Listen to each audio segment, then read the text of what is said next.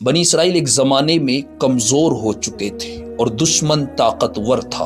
ان کی زمینیں چھن چکی تھی اور حوصلے پست ہو چکے تھے. وہ اپنے نبی کے پاس آئے اور کہنے لگے کہ ہمارے لیے ایک بادشاہ مقرر کر دیجیے تاکہ ہم اللہ کے راستے میں لڑیں. اللہ نے ان کے لیے طالوت کو بادشاہ بنایا، مگر بنی اسرائیل نے فوراً اعتراض کر دیا کہ یہ ہمارا بادشاہ کیسے ہو سکتا ہے، اس کے پاس نہ مال ہے نہ بڑا خاندان ہے. تب اللہ کا فیصلہ آیا اور قرآن نے اعلان کر دیا کہ اللہ نے طالوت کو تم پر چن لیا ہے اور اسے علم اور جسم میں وسعت عطا کی ہے. یہاں ایک سبق لکھ دیا گیا کہ اللہ حسب نسب نہیں دیکھتا بلکہ اللہ قابلیت اور اخلاص دیکھتا ہے. طالوت لشکر لے کر نکلے. راستے میں ایک دریا آیا. اعلان ہوا کہ جو اس دریا سے سیر ہو کر پیے گا وہ میرا ساتھی نہیں.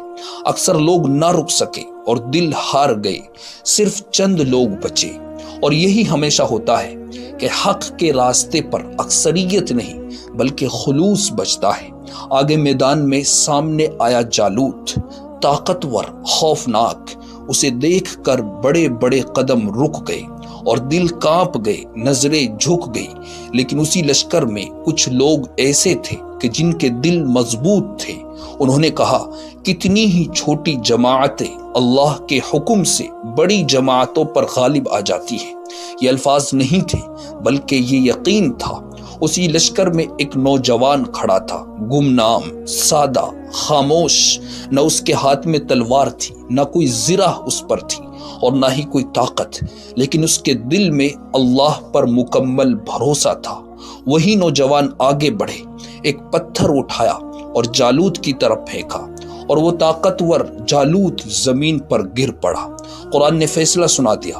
اللہ کے حکم سے انہوں نے دشمن کو شکست دی اور داؤد نے جالوت کو قتل کر دیا.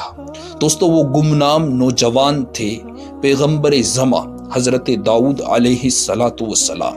یہاں تاریخ نے ایک بات سکھا دی کہ طاقت ہتھیار میں نہیں، طاقت تعداد میں نہیں، طاقت شور میں نہیں، طاقت نام میں نہیں، بلکہ طاقت اگر ہے تو وہ اللہ پر یقین میں ہے. جی ہاں، آج اگر تم خود کو کمزور سمجھتے ہو، اگر تمہارے پاس نہ طاقت ہے، نہ سہارا، نہ پہچان، تو مایوس مت ہونا.